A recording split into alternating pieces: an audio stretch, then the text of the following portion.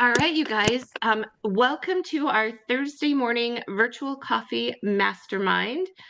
For those of you who I haven't met before, my name's Debbie Morrow. I founded our real estate agent referral network and marketing tips Facebook group about 4.5 years ago. We started this virtual coffee, I think maybe 3 years ago now. Um, we have some people like Danny who were there from pretty much the beginning and have Mhm. always been here with us. Some regulars who are here every week, and those of you who just pop in as you can. So we appreciate you all being here. My business partner, Ray Scholzouth. Ray, I'm going to turn it over to you since you're going to interview the speaker kind of podcast style today. So it's all you. Good morning, everybody. My voice is shot. I'm not feeling so hot this week, and I'm not in my usual spot, so apologize in advance. Um, Been in real estate for 30 plus years, mainly on the investment side. Joined Epic Realty in February of this year, and Debbie and I do a whole bunch of things. We operate as Agent Impact Group. We have a Facebook group, a massive newsletter. We do workshops, webinars, courses, write books, all sorts of good stuff. If you are new here, welcome, and please drop your contact information in the chat. At the end, we will save the chat and upload it so that you guys have everybody's info. We have a lot of new people on here, and we're super excited about that. That being said, over the last couple of weeks, we've been Zoom bombed. So if you see anybody in the chat that doesn't belong, please let Debbie or I know, and we will make sure to remove them and take care of that on our end. All that being said, tonight we have a webinar, and what we're going to do, this is kind of a prequel, if you will, to the webinar that we're doing tonight with our buddy Al, who's with us today. Al, go ahead and unmute, give us a quick elevator pitch on you, and then we're going to dive into it. Good morning, Al Flipneri. I'm out of Denver, Colorado. Been licensed since 2007. Have a very large investing background, but probably my fame to claim is I think I've been at more brokerages than any other agent in the country. And I'm currently with Epic, and I moved over about 3 weeks ago. So, but I've been at a plethora of brokerages in my 15-year career. Yeah, Okay. Al's like a brokerage sommelier. So if you guys have any questions about various brokerages, he's definitely the guy to go to. All right. So one of the things that I have found really awesome about Al as I've gotten to know him, and since he joined us over here at Epic, was his journey and what he's been able to build. So one of the things we're talking about tonight on our webinar, which will be a deep dive into some of the Q&A we're doing today, is how to actually build a better real estate business, why stacking investment properties and building a portfolio over time. So Al, why don't we just take kind of a high level overview of where this all came from and how you've developed this flip to cash flow system that you currently use today? So I started as an investor, and I didn't have any actually training, knowledge, understanding of construction or anything like that. I had a guy approach me and was kind of like, we should partner up. Um, you have credit, I know how to fix houses, and that's kind of how I started. And I started in Denver, and then I quickly went to my first out-of-state market, which was Detroit. Uh, and the only reason I became an agent is because it was another opportunity for me with somebody I knew in real estate, but I needed a license. So everybody thinks I became an agent so I could list my own flips, pull my own comps, and things of that nature. And that actually wasn't the motivation to be an agent. The motivation to become an agent was another, there was another opportunity, and I needed a real estate license. Then over the years, what I learned was, does a license benefit me or does it hinder me? And I learned how to navigate that path. So year to date, I've invested in 21 US markets. I've done thousands of flips, multifamilies, mobile homes, mobile home parks, apartment complexes. I've done a lot of community-based housing. That's kind of where my focus is right now, in regards to cash flow. But in a nutshell, I've really learned how to balance being the agent and balance being the investor. because I do still produce as an agent as well, and help regular buyers, sellers, commercial lease. I still do regular real estate. So, Al, one of the things that I made the mistake of doing in my past investing is not staying in my lane, right? Of getting a little bit cocky with, oh, well, I can do this and I can do that, and not just focusing and doubling and tripling down on what works. What's been your experience with being able to focus, learn what you're good at, and then leverage that over time? Losing money, losing sleep. You know, it's and that I mean that was actually a critical turning point for me. You know, I got into condo conversions kind of as the market was crashing. Hmm. And yeah, yeah, uh, uh, yeah. Whoever just made that comment or whatever it was, yeah. It was a rough couple years, man. And because I thought I was like, oh my God, like I'm doing so well at flipping houses and things of this nature, I'm ready to jump to the next level. Well, condo conversions involves architects, it involves a city, it involves all kinds of stuff, right? And yeah, I was like, oh my Lord, that was more than I was ready for at the time, along with just not being the smartest guy on market economics and forecasting and things of that nature. So I do truly believe, and it's crazy because you know I have a huge coaching background, speaking background, and I always hear people throw that pipe dream out there, right? Of some crazy thing, and there's nothing wrong with vision boards and dreaming, but I'm like, where in the world are you going to start, and what can you actually be successful at? And then the second thing I would say is profit. People have like you have to learn that if you did a deal and you were in the green, and sometimes if you did a deal and you broke even, hey man, hallelujah, you got the deal and you broke even. And a lot of guys don't like to talk about that because not every deal is a home run, and things go wrong. And so I think, you know, when people are like, well, I don't touch a flip unless I can make 80 grand. I'm like, well, how well is that working out for you? You know, like when was the last one you did? 4 years ago? I mean, no, you're not successful. You don't have a system. You don't have a blueprint. You know what I mean?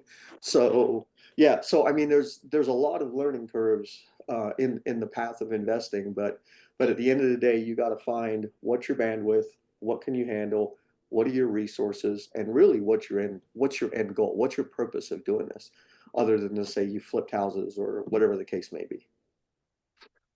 Okay, so with that being said, I think, most people spend, I said this yesterday on a call, most people spend more time planning their vacations than they do spend planning their life, right? So we're wrapping up 2024. We're going to be going into 2025. For an agent, regardless of what they're doing, 6 deals, 12 deals, 24 deals, 36 deals, whatever it is, if they want to buy their first property as an investment or a flip in 2025, what are some things that they can start doing today to help get them down that path? Um, well, number one, determine which one of those two you want to do, right? Is it you want to flip a house or is it you want to buy a cash flowing property? Number one, if you're going to flip a house, my suggestion, and this is what I'll go over in detail tonight, is that you start in your own local market. And you start in your own local market because you're there.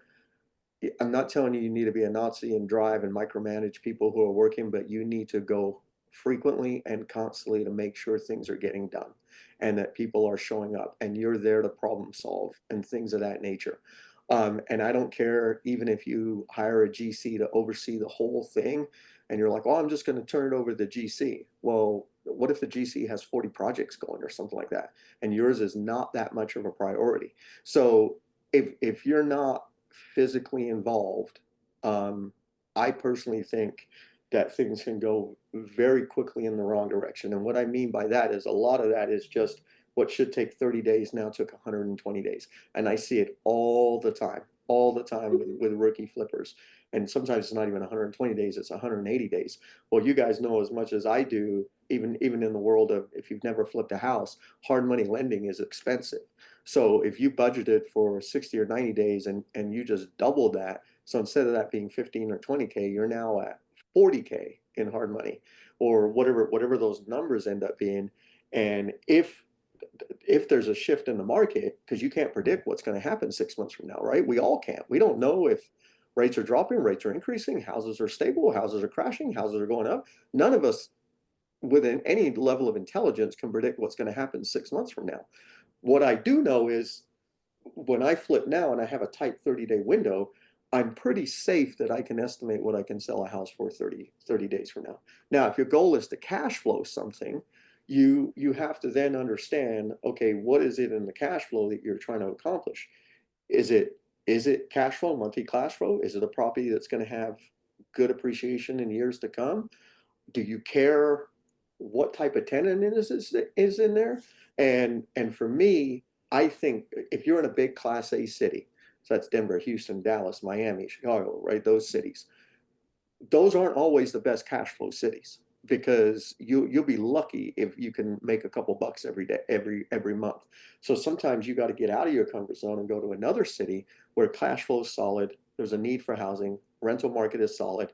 If you're going Section 8, they're paying really well. And then the question is, okay, what type of asset do I buy? So I think you have to sit down and as you evaluate 2025 and you say, okay, I'm an agent and I'm going to do this, but I want to get onto the investor side. I think you got to figure out, okay, what is it I'm looking for? Is it I want to flip a house because I want lump sum cash? I want to try to make 20, 30, 40 grand? Or is it I want to build a first turnkey rental, so I'm building AKA direct deposit money and trying to get off what I call the transactional treadmill in a few years to come. So I think you just have to sit and analyze where you're at, and nothing comes quickly. So when you're building that trajectory, be real for 2020, 25. If you never flipped a home, what's reasonable to flip homes? You're probably not going to flip 12, 24 homes. You might flip one a quarter. You might do two a year. So just be realistic. And same with the cash flowing assets. So, and tonight on that webinar, I will go into very deep dives on how to kind of figure this out based on resources and markets and things of that nature to try to help guide you. So Al, one of the things that you said was, stay local, boots on the ground. You need to be able to check on it, but maybe that market sucks and you should be investing somewhere else. They're competing comments, but they're both right, right? Like it's good to start boots on the ground. At least it's been my experience where you can manage something. I bought a mixed use in a building in Pennsylvania, in Philadelphia, and it turned into a complete nightmare. It was like 3 years of hell is what it turned into. It came with a liquor license. It came with a restaurant. I hired all the wrong people. I ended up getting in lawsuits with the city. It was supposed to be one pin. It ended up being two pins. A whole bunch of stuff happened. And I had somebody I knew, liked, and trusted as an operator there to help me, but it was still a complete disaster. If somebody's just starting out, if they maybe it's not a good market locally, but they want to do something, and even if it's one state over, like what real tangible advice would you give somebody? Would it be wait till the market recovers? Would it be find a partner to do something with? Would it be buy into a syndication? Like how, do you follow me kind of where I'm going with that? Mm-hmm. All the above, depending on, Okay. again, depending on what you want to do. And so let me clarify. On the flip, the reason I'm telling you your local market is so that you can be boots on the ground, eyes on the project, and be a part of hopefully the solution getting the house done, right? When I talk about cash flow properties and investing outside of your local market, what I'm definitely not telling you to do is go and buy a distressed asset out of state and you've never flipped a home, you've never done a remodel project, and even though your end goal is you're going to put a tenant in it, you've never remodeled a house. And now if you're 500 miles away or 1,000 miles away or whatever market you choose for XYZ reasons, I feel like you've lost a lot and you are relying on other people, which sometimes that works well and sometimes that can be a complete disaster, right? What I would say is if you're going out of state or outside your local market for that cash flow and the cash flow makes sense of what you're trying to accomplish, buy something that's ready to go. And just take off that hat of like, well, that's not the best deal I can get. Doesn't matter. It doesn't matter. You need to get something under your belt that's going to cash flow that just starts help you building experience, right? Quit being that person that's like, nah, man, I'm going to chase the foreclosure list. I'm going to go to the courthouse steps and I'm going to do this and I'm going to do this. And I know a lot of guys like that. And they're mad like every time they have to buy from a wholesaler or something like that. And I'm like, look, man, whatever floats your boat, but if you're starting out, I wouldn't recommend that, especially if you are a busy agent and you've got regular clients you're dealing with. You want this cash flowing asset to kind of perform on its own. And that's the goal. The goal is you want it to be headache free. You're getting some money every single month and it's something positive in your portfolio that's working for you. I love it. That makes total sense. Okay, so let's talk about the agent who knows it's a good idea to invest, wants to do it, but is just completely paralyzed with fear. What would you tell that person? Come tonight. Uh, not to be funny, I love it. right? Uh, Come tonight. You just need to put a different lens on and a different hat on temporarily. Um, and I think, and what I figured out is there is a way to be still a good agent, a top producing agent, represent your clients, and leverage that skill set to make you an even better investor, right? And fear is fear, and fear is real for anybody wanting to change directions or try something new.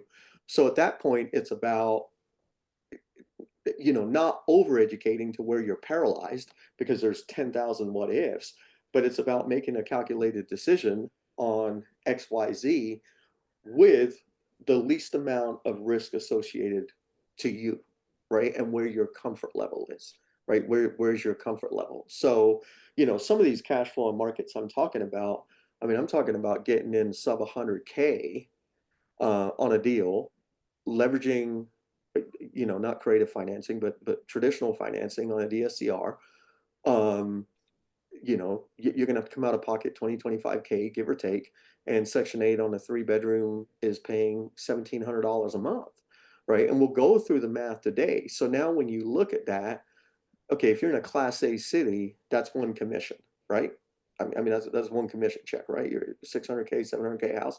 That's one commission check that got you that enough to leverage into a down payment.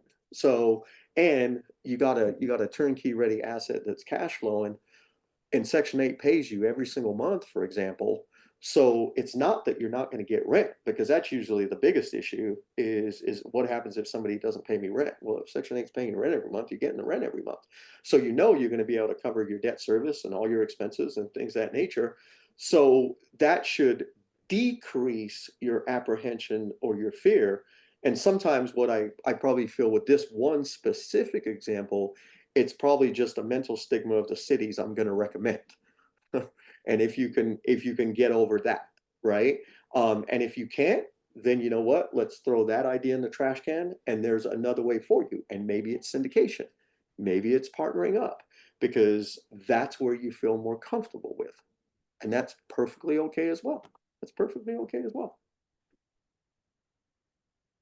I love it. Jose, I see your hand up, buddy. Jose. Yeah, he's there.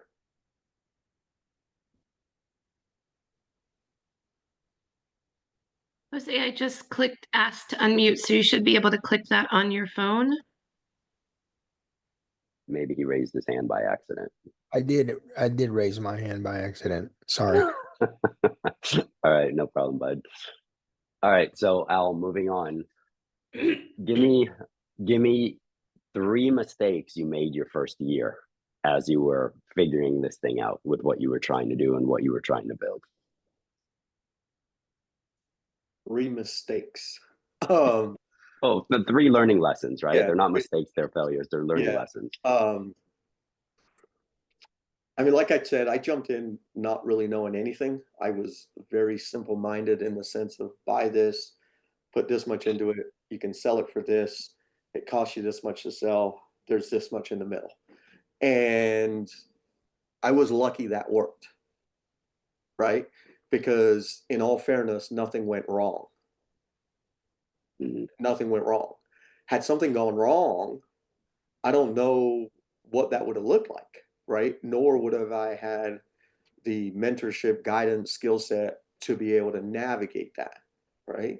Um, so I would say it, and just so everybody is very transparent, after I was investing for a little bit, before I became an agent, I actually did invest, and I mean, I paid a ton of money for coaching, like a ton of money for coaching, um, to then be with people who I considered were seasoned veterans, experts, and could teach me, guide me, mold me, and things of that nature.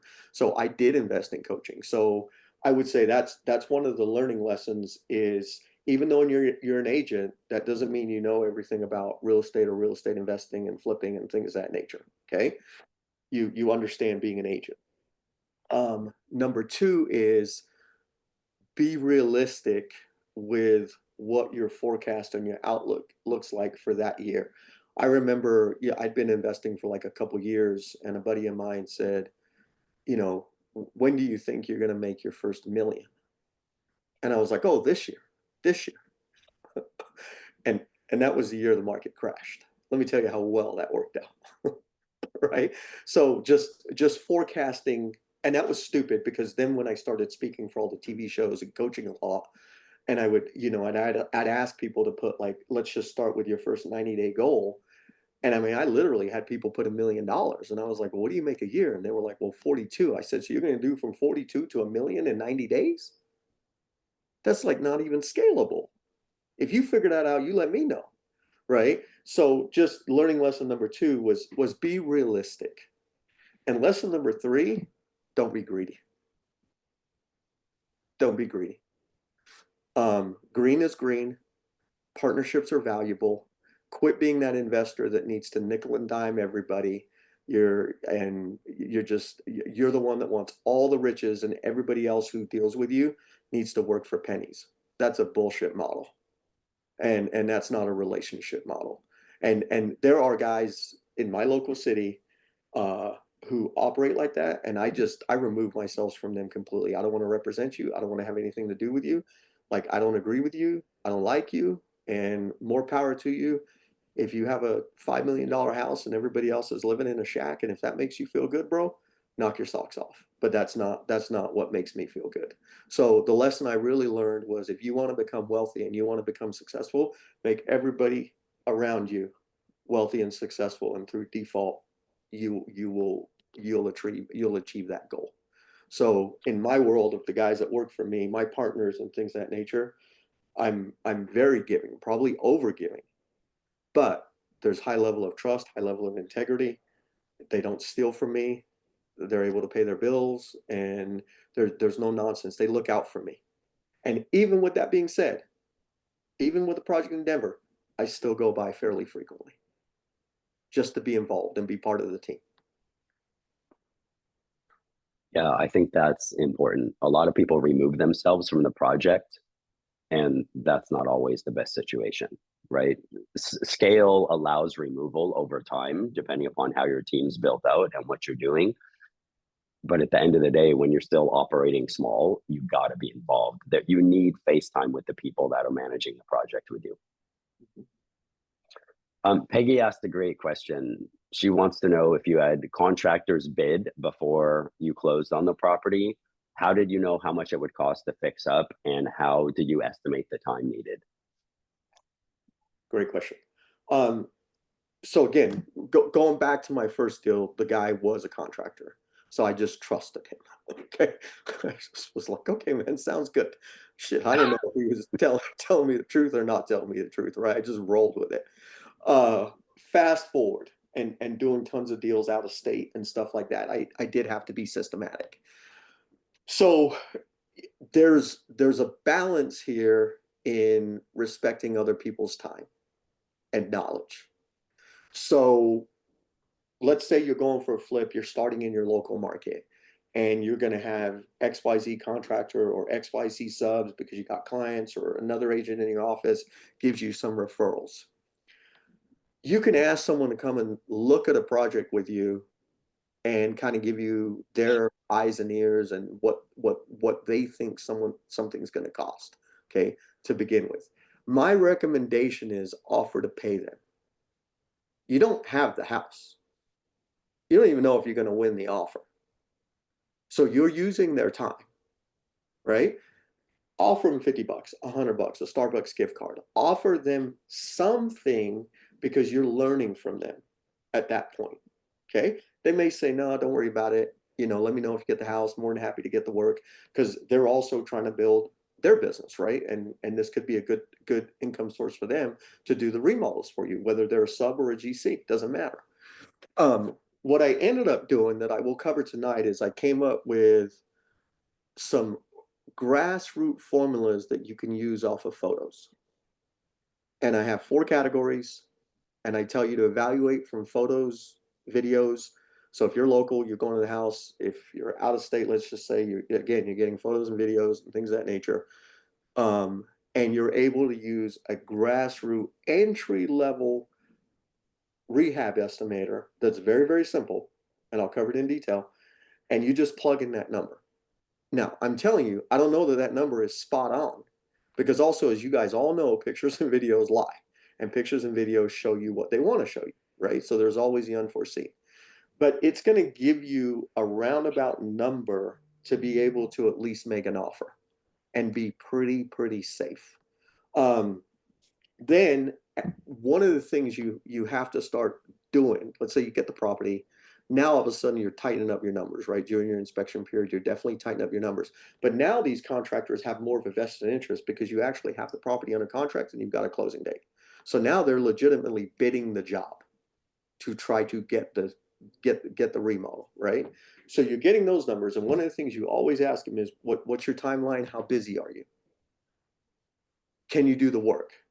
And one little trick is just ask them, hey man, are you remodeling anything right now that I can come and look at? That I can just come and spend 15 minutes with you and you can walk me through what you've done in the house. So now the trick there is, what are you looking for? Well, I don't know what you're looking for. But for me, I hate trash. I hate it. I despise trash. I don't want to see Modelo's. I don't want to see Mountain Dew cans. I don't want to see Red Bulls. And I definitely don't want to see cigarettes. And so if I walk through and that house is plastered with empty Modelo's, empty Red Bulls, empty Mountain Dew cans, cigarettes all over the floor, yeah, good luck, bro. I'm going elsewhere. Because that tells me you let your crew just run ragged while they're working. Now, do contractors smoke, drink Red Bull, Mountain Dew, coffee, Modelo? Yes, yes, yes. Some of them do it on the job all day long. Okay. But that's why we have dumpsters. That's why we have black contractor bags. At least have pride in throwing your trash away. So for me, that is a huge pet peeve, like huge pet peeve. So when I'm vetting people, and if I walk into any one of my projects now and I see that shit, they already know. Like, I'm going to go nuts. Like, you need to have pride of your workspace. And that's just an expectation I have. So, and I have found over the years, the guys that are more organized, cleaner, guys' tools are organized, things of that nature, and they run a tight crew, the job typically gets done much better and on time. Yeah, there's that phrase that says how you do one thing is how you do everything. Yep. And I think when it comes to contractors, that often applies. Yep. I do like the question, what else have you done, or do you have something that you can show me, right? Because I think when you're choosing a contractor and or other partners, electricians, tile guys, plumbers, knowing their range of work and what their crews are good at from a quality standpoint as well as a cost standpoint makes a massive difference with the end result of the project and whether or not you're going to come in on budget or not. Mm-hmm. Yep. Al, what are some questions? I think one of them you talked about. Have you done anything? But what are some other questions that people can ask their contractors before they get started? How does the money work? Okay. That's a big one, right? Some guys are able to float materials. Some guys are not able to float materials. So you need to figure that part out, right? The guys that are bigger, more established, yeah, they can usually float materials. Now, one of the things you have to ask though is, are you putting an overhead on the materials because you're paying for them? Right? So are you going to charge me 10% extra, 20% extra for materials because you're buying them? Because if that's the case, can we just do a phone sale? Like, it's not like I'm going to Home Depot with you. Let's get that straight. But can we do a phone sale for materials or something like that? Because that 10, 20%, if you got, I don't know, 20, 30 grand in materials, all of a sudden, it's 2, 3, 4, 6 grand, right? Depending on the range of what they're overbidding. So all of a sudden, that's a lot of money. Just that could have been avoided because you're buying the materials. So you got to ask them how they kind of have materials. Also, you know, there are contractors that are really, really good. I mean, these guys are really good, but they don't have money to go buy drywall or go buy paint. And sometimes that's just the reality of how they run their business. And so you do have to buy materials. Where I'm pretty leery right off the bat is cutting you a check um, for prepaying labor. I don't like doing that. I don't like doing that. Now there are guys who have been with me for quite a while, um, and I know they're in a financial bind for XYZ reason. That's different, right? That's where the relationship comes in, right? Because they're good, they're good for it. That's very different because you're kind of helping somebody out. But when you're starting out, there's no reason to be that gracious. That goes back to my overgiving kind of thing. But there are guys that do phenomenal work. They just can't pay for materials. So you got to figure out a system. I would prefer to do a phone sale, especially if you don't know them, versus like just giving them some money and you hope to God they go buy materials because that will happen too. You're out. You'll never find them again. You just gave them 2 grand or something. They're gone. They're gone. They're long gone, man. They took you 2 grand, they ran. So that's where, again, seeing their work, I don't really ask for references because guys who are pretty busy, they can usually show you another project they're working on. Or if they want to show you photos or videos, see how far they're scrolling in their phone to show you something. Right. And everything now, I don't know how Androids work, but everything on an iPhone now, you can see when that photo was taken, right? And make sure it's fairly recent. And I'm sure on Android you could. I was just trying to be funny for the Android users. But you get where I'm going, right? Like, but if they're scrolling and scrolling and scrolling, yeah, you haven't done a lot of work. So you're not that busy. So, and sometimes here's my other trick on contractors, Ray, is sometimes guys who have regular jobs, you get the best pricing because it's a side hustle for them to do tile work or something like that. So they pay their bills from their regular job, which is cool. Now this is just their side hustle to make extra money. They like doing it and things of that nature. Don't be afraid to hire guys like that. Now he might say, well, I can get here by 6 p.m., but I'll work till 10, or hey, Saturday, Sunday, I'm wide available. Hey, if you can get your rehab schedule on point to where that works, sometimes that's also how you get the best pricing.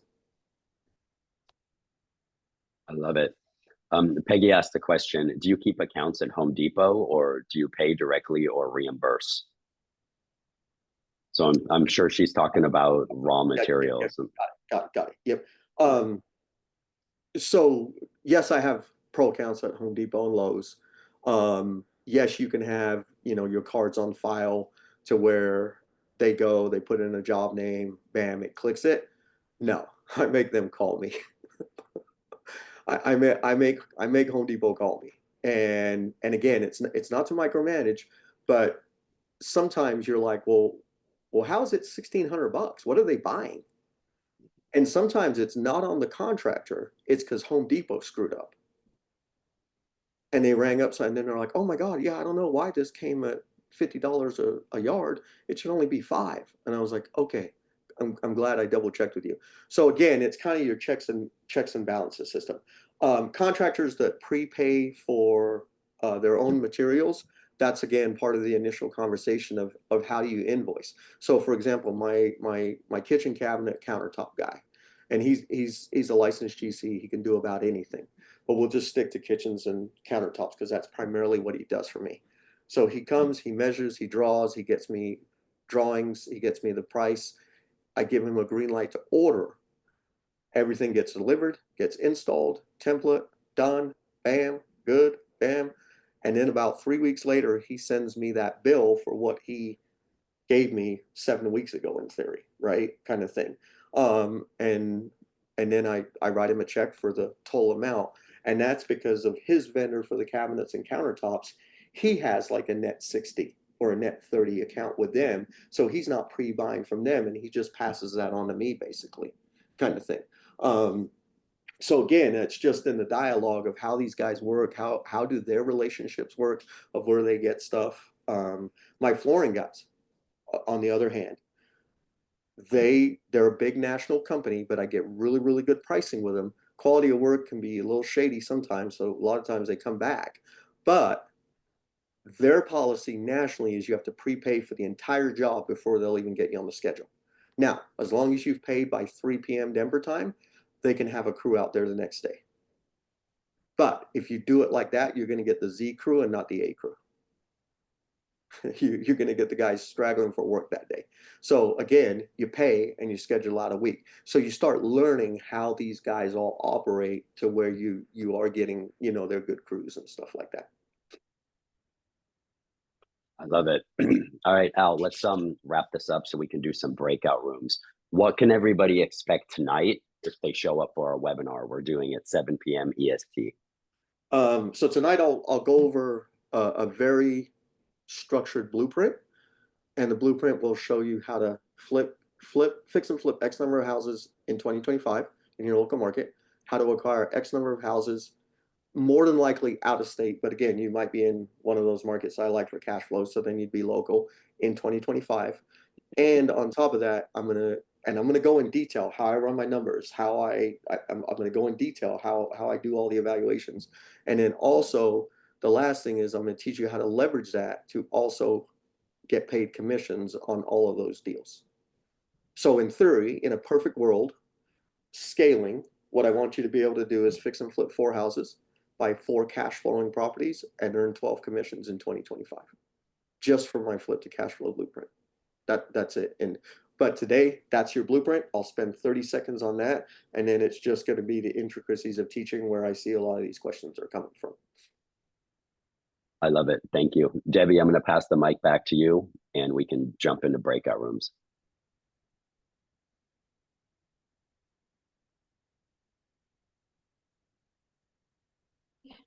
Oh, Debbie, There you go. muted.